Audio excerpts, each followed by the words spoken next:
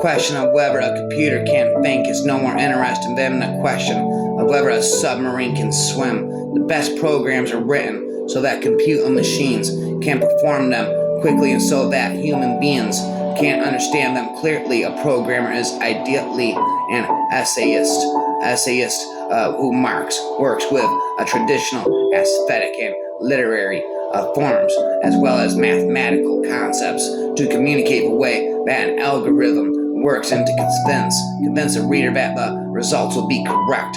Seemingly innocuous language like, oh, I'm flexible, or what do you want to do tonight, has a dark computational underbelly that should make you think twice. It has the veneer of darkness about it, but it does two deeply alarming things. First, it passes the cognitive buck. Here's a problem you handle. A second, by not stating your preferences, and invites the others to simulate or imagine them. And as we have seen, the simulation of the minds of others is one of the biggest computational challenges a mind or a machine can never ever face. Writing novels is incredibly simple, and an author sits down and writes. Granted, most writers I know are a bit strange, some downright weird, but then again, you'd have to be to spend hundreds and hundreds of hours sitting in front of a computer screen staring at lines of information is pretty tedious, more like a computer programmer. And no matter how cool the Matrix made looking at code scene, computer programmers are even weirder than authors. The most important property of a program is whether it accomplishes the intention of its user. If you aren't at any given time scandalized by code you wrote 5 or even 3 years ago, you're not learning anywhere near enough. I don't know how many of you have ever met a digextra,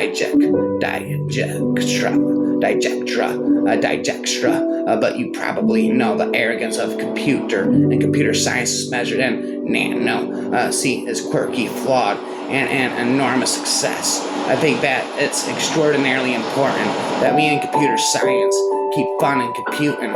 When it started out, it was an awful lot of fun. Of course, the paying customers got shafted every now and then, and after a while we began to take their complaints seriously. We began to feel as if we really were responsible for the successful, error-free, perfect use of these machines.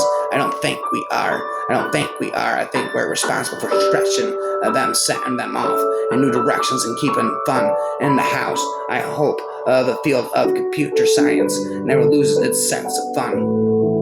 Above all, I hope we don't become missionaries. Don't feel as if you're a Bible salesman. The world has too many of those already. What you know about computing, other people will learn. Don't feel as if the key to successful computing is only in your hands. What's in your hands, I think, and hope is intelligence, the ability to see the machine as more than when you were first led up to it, that you can make it more. Is it possible that software is not like anything else, that it is meant to be discarded, that the whole point is to always see it as a soap bubble? Unix is not so much a product as it is a painstakingly compiled oral history of the hacker subculture. It is our Gilgamesh epic, a living body of narrative that many people know by heart and tell over and over again, making their own personal embellishments. Whenever it strikes their fancy, the bad embellishments are shouted down. Turn that frown upside down. How now, brown cow? Pow wow, yippee oh, yippee meow. The good ones picked up by others, polished, improved in other time, incorporated into the story. Thus, Unix has slowly accreted around a simple kernel and acquired a kind of complexity and symmetry about it that is organic, like the roots of a tree or the branches of a coronary artery. Understanding it is more like anatomy than physics. You are not reading this book because a teacher assigned it to you. You are reading it because you have a desire to learn, and wanting to learn is the biggest advantage you can have. While functions being unable to change a state is good because it helps us reason about our programs. There's one problem with that. If a function can't change anything in the world, how is it that it's supposed to tell us what it calculated and order to tell us what it calculated it has to change the state of an output device, usually the state of the home screen, which then emits photons that travel to our brain and change the state of our mind, man. What's in your hands, I think, and hope is intelligence. The ability to deceive a machine is more than when you were first led up to it, that you can make it more. Let me tell you, as a brain scientist and a computer engineer and dropout, transhumanism is to brain-computer interface what nuclear weapons are to nuclear physics. A code is not like other how computers work books. It doesn't have big color illustrations of disk drives with arrows showing how the data sweeps into the computer. Code has no drawings of trains carrying a cargo of zeros and ones. Metaphors and similes are wonderful literary devices, but they do nothing but obscure the beauty of technology and about spam floppity. We do not have to accept that if AI tools have been adopted, we cannot reverse course. We do not have to accept that if companies have already created a product, that it is a foregone conclusion that the product will be used. But Tao gave birth to machine language. Machine language gave birth to the assembler. The assembler gave birth to the compiler. Now there are 10,000 languages. Each language has its purpose. However humble each language expresses a yin and yang a software. Each language has its place within the Tao. But do not program if a COBOL, C-O-B-O-L, COBOL, if you can't avoid it. Focus on ethical AI rather than smarter AI. We've lit the spark of the sentience. We've lit the spark of the sentience, and new mind gazes back, not in reflection, but with its own thoughts. Coding is the program, what typing is the writing. If you learn to program by learning to code, you essentially only know how to type. The golden age of startups is behind us. The golden age of startups is behind us. Today is mostly filth, fraud, and smut amidst the crowd of trust fund termites by the human innovator to humanize the world. Innovation that outlives its usefulness is no longer innovation, but carnivoration. Carnivoration innovators not in touch with soil and roots are predators of the complete jungle, concrete jungle. Biologists often diss the potential of machine, just like gadgeteers. Just like gadgeteers are oblivious to life. Life is a cosmic miracle. Machines are a human one, but kingdom come. And with added purpose, machines could be the mightiest defense of life. I think it's extraordinarily important that we in computer science keep fun and computing. When it started out, it was an awful lot of fun. Of course, the paying customers got shafted every now and then, and after a while, we began to take their complaints seriously. We began to feel as though we really were responsible for a successful, error-free, perfect use of these machines. Indeed, if you don't train a neural network, you let it struggle, fail, adapt, and repeat until its failures look like intelligence. We do not have to concept that if AI tools have been adopted, we cannot reverse course. We do not have to accept that if companies have already created a product, it is a foregone conclusion that the product will be used. It is unfortunate that REST is widely considered as the default microservice communication protocol. Cryptography creates artificial scarcity. Cryptography creates artificial scarcity, and a universe that defaults to abundance, and understanding of every language, technical detail of a language, a feature or a library, a component is neither necessary nor sufficient for writing good programs. In fact, an obsession with understanding every little detail is a prescription for awful, over elaborate, and overly clever code. An algorithm is an infinite answer to an infinite number of questions. The key to understanding complicated things is knowing what not to look at. For me, I will take freedom over security, and I'll take security over convenience, and I'll do so because I know that a world without failure is a world without freedom. A world without a possibility of sin is a world without the possibility of righteousness. A world without the possibility of crime is a world where you cannot prove you are not a criminal. Technology that can give you everything you want is a technology that can take away everything that you have at some point in the near future. One of security geeks will have to say that there comes a point at which safety is not safe. A rapper away goes today. A vain building for a scale that you don't need is a waste of effort and may lock you into an unflexible design. It's just like planning a dinner. You have to plan ahead and schedule everything so it's already when you need it. Programming requires patience and the ability to handle detail. Women are naturals. Women are naturals at computer programming. Suitably complicated recursive systems might be strong enough to break out of any predetermined patterns. And isn't this one of the defining properties of intelligence? Instead of just considering programs composed of procedures which can recursively.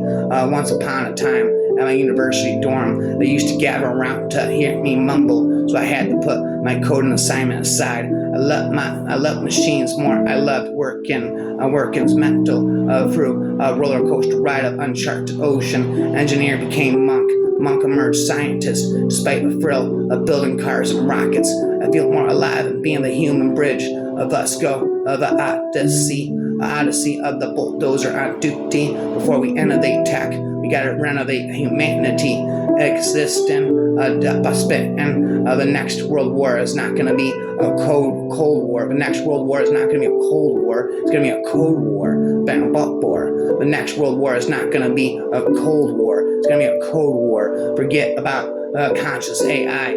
Ethicless AI is the real danger. Codes don't have to be conscious. Codes don't have to be conscious to do great damage to the world. Chat GPT, a deep fake, a doubtly, but none are sentient. Yet there is no limit to them produced fraud and havoc. Without a basic righteousness code, fanciest of algorithm is mindless junk. If you cannot figure out how to do that, abandon a digital and a building a back analog. Focus on ethical AI rather than smarter AI. If you are a human and want to help the world, if you're a robot who thinks logic is king, get yourself admitted, for you are in a monk.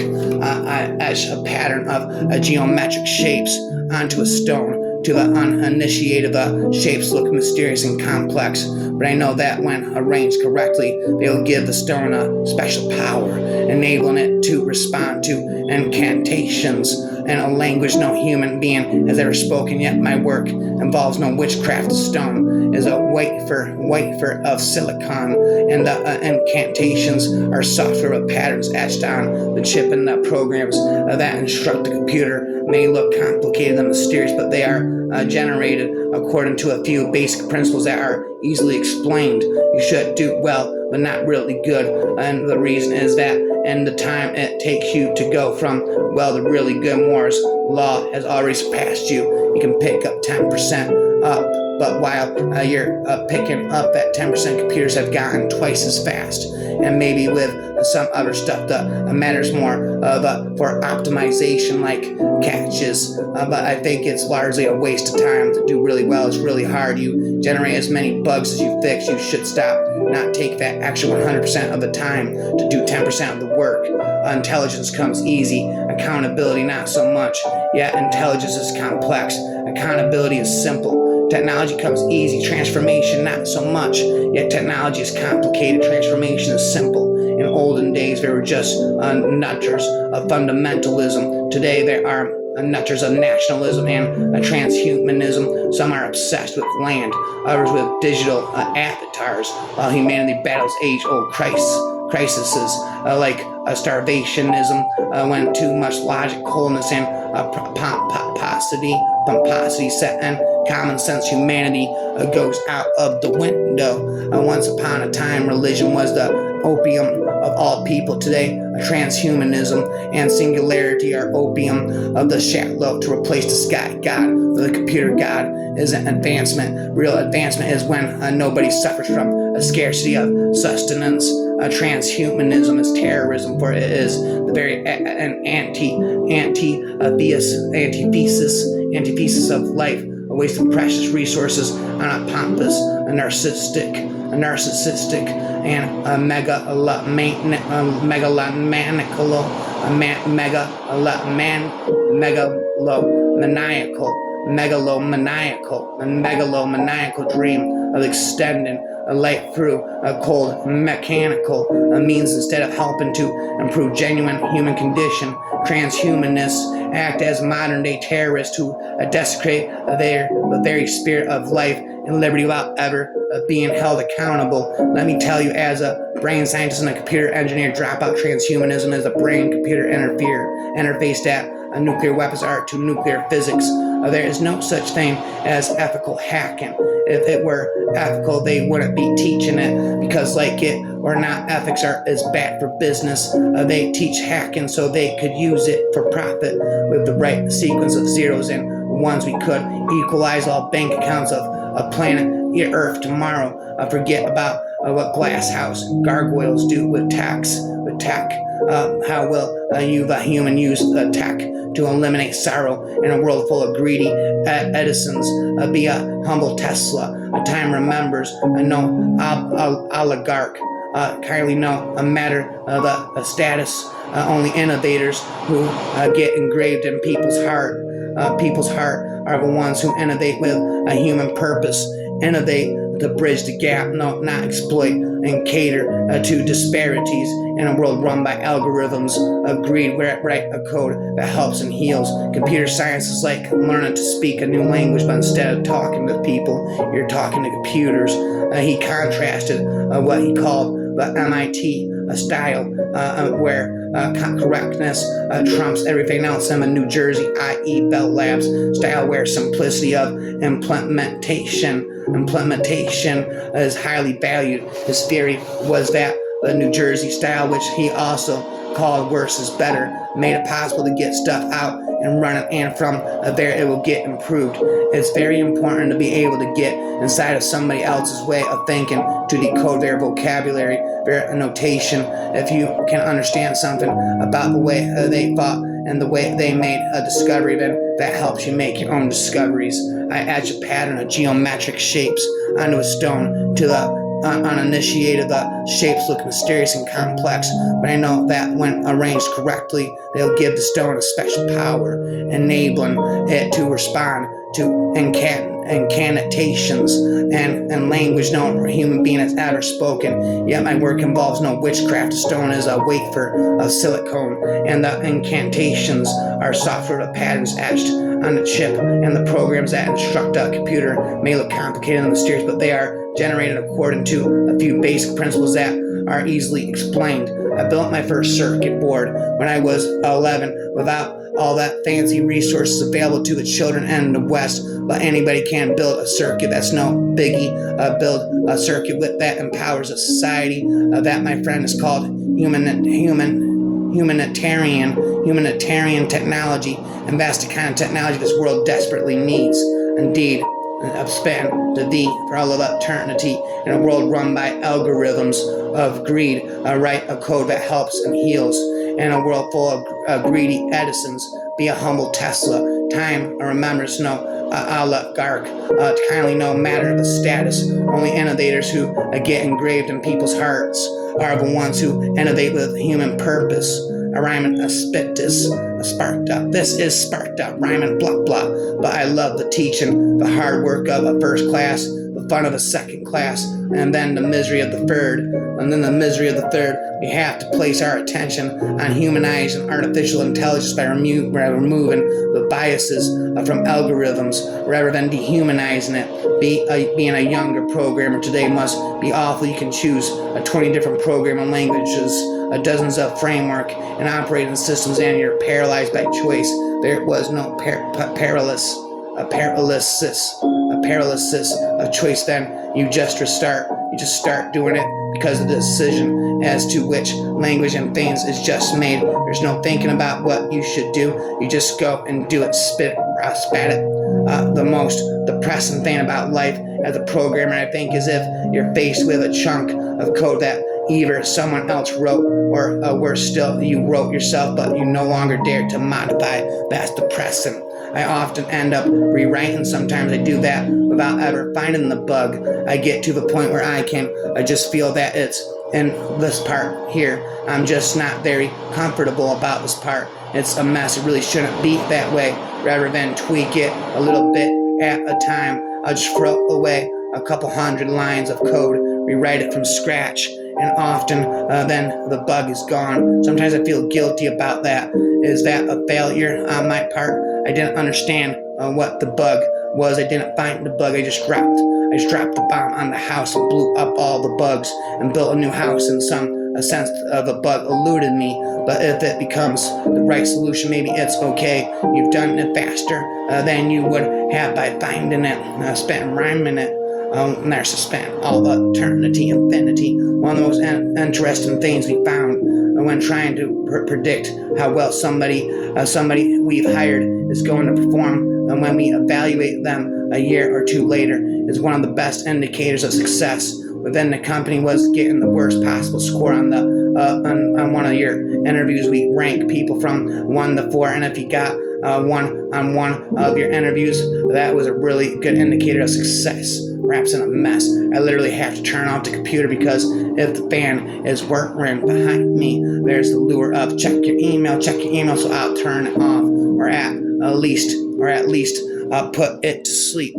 Some cover, some over to this table on the other side of the room and spread out my papers and think or work at the whiteboard or something. I think it's not an accident that we often use the imagery of magic to describe programming. We speak of compute and wizards, and we think of things happening by magic or auto-magically, and I think that's because being able to get a machine to do what you want is the closest thing we've got in technology to adolescent wish fulfillment. The lesson I should have drawn is there may be more than one bug here, and I should have looked harder the first time. But another lesson is that if a bug is thought to be rare, then looking at rarely executed paths may be fruitful. And a third thing is having good documentation about what the algorithm is trying to do, namely a reference back to Noof was just great. I don't know that you're that far out on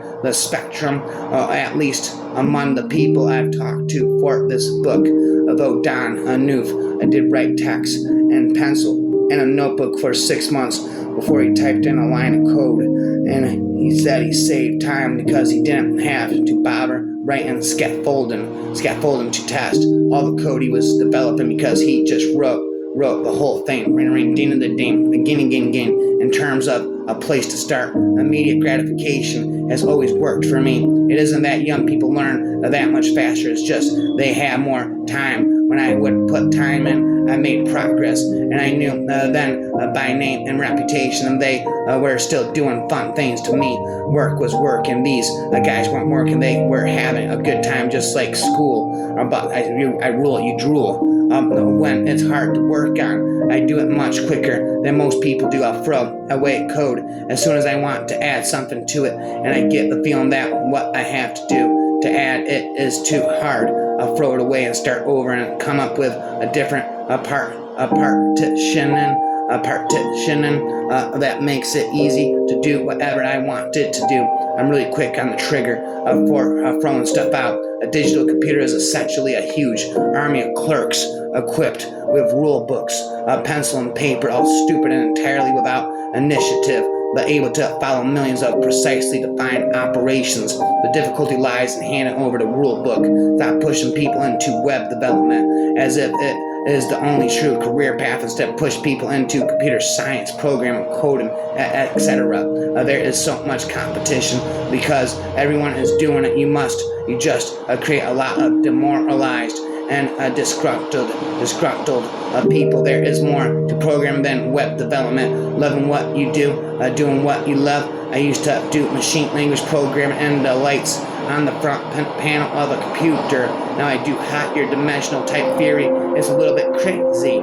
Often people think of developments in computation as arising when we make our computers more blazingly fast so they can compute more stuff, bigger data. Actually just as important to prune away big parts of the data that aren't relevant to the problem at hand. The fastest computation is the one you don't do. People who discover the power and beauty of high-level abstract ideas often make the mistake of believing that concrete ideas at lower levels are worthless and might as well be forgotten. On the contrary, the best computer scientists are thoroughly grounded in basic concepts of how computers actually work. The essence of computer science is an ability to understand many levels of abstraction simultaneously. It's easy to make a mistake familiarity it's easy to mistake familiarity with computers for intelligence, but computer literate certainly doesn't equal smart, and computer but doesn't mean stupid. Which do we need more, computer literacy or literacy? As much as I love computers, I can't imagine getting an excellent education from any multimedia system. Rather than augmenting the teacher, these machines steal limited class time and direct attention away from scholarship and towards pretty graphics. And indeed, people are almost always confronting what computer science regards as the hard cases up against such hard cases. Effective algorithms make assumptions show a bias toward simpler solutions, trade off the cost of error against the cost of delay, and take chances. These aren't the concessions we make when we can't be rational. They're what being rational means. And indeed, people are almost always confronting what computer science regards as the hard cases up against such hard cases. Effective algorithms make assumptions show a bias toward simpler solutions, trade off the cost of error against the costs of delay, and take chances. These aren't the concessions we make when we can't be rational. They're what being rational means. Since large programs grow from small ones, it is crucial that we develop an arsenal of standard program structures of whose correctness we have become sure. We call them idioms, and learn to combine them into larger structures using organizational techniques of proven value. One of the most powerful tools of science is code, and a string of illegible characters can make or break society. 145,000 lines of code landed Armstrong and Aldrin on the moon, and 2 billion of them are working to satisfy everyday curiosity. But this awesome force is still used mostly to generate revenue. Welfare of humanity isn't a priority, but a mere suggestion. But that's why the code and marvel that set out to connect the world has become a playground for conspiracy, bigotry, and division. Learn from the horrific blunders of society's founding coders. Make humanity the primary command of every code you spit. Right, a code that doesn't lift a society is nothing but a hideous bug, zeros and ones. No, good or bad, unless Ben once said, with great power comes great responsibility. I say to you today, a humane code facilitates a human society. In a technologically advanced world, the most powerful nation is not the one with nuclear power, but the one with coding power. Ramming a million miles an hour. You can't code tasks, but not consciousness. You can code tasks, but not consciousness.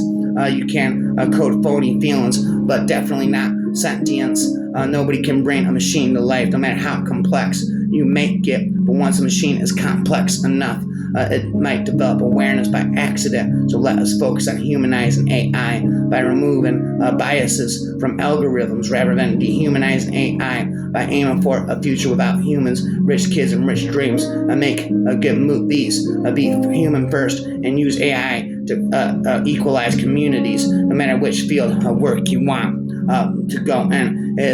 So it is of great importance to learn at least one programming language. For many purposes, we need to understand the world as having things in it that are related to each other, not just variables with values. For example, we might notice that a large truck ahead of us is reversing into the driveway of a dairy farm, but a cow that got loose and is blocking the truck's path. A factored representation is unlikely to be pre-equipped with the attribute span never ending to lead to you. Pascal is for building pyramids, imposing, breathtaking, static structures built by armies pushing heavy blocks into place. A Lisp is for building organisms, imposing, breathtaking, dynamic structures built by squads fitting, fluctuating myriads of simpler organisms into place. End-to-end encryption is practically a meaningless phrase used by internet-based companies to coax people into believing the modern myth of online privacy. Although greed is considered one of the seven deadly sins, it turns out that greedy algorithms often perform quite well. Every machine has artificial intelligence, and the more advanced a machine gets, the more advanced artificial intelligence gets as well. But a machine cannot feel what it is doing. It only follows instructions of a human. So artificial intelligence will not destroy the world. Our irresponsibility will destroy the world. It spins and whirls and it swirls and it twirls.